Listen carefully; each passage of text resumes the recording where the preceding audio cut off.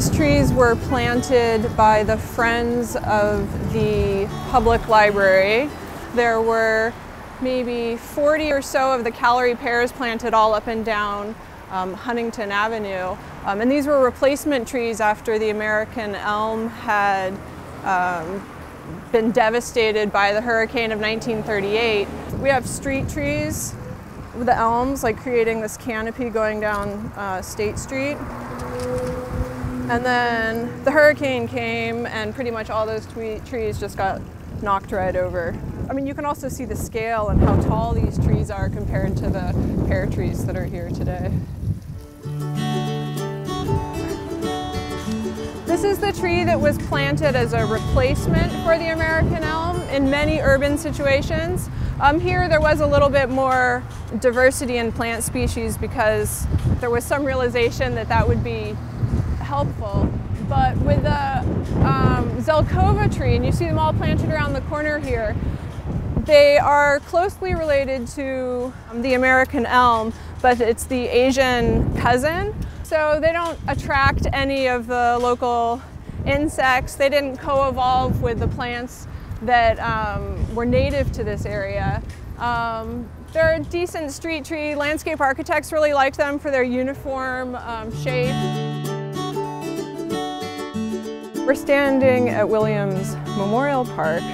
The grounds were supposedly designed by Frederick Law Olmsted, or from his office, a landscape architect that did Central Park and the Emerald Necklace in Boston.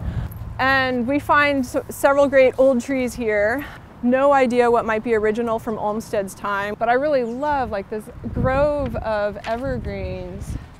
It's so unexpected to find in a park, you know, it just has this really intimate feel. And the trees now are, you know, well over 100 years, so it just creates a really cool effect.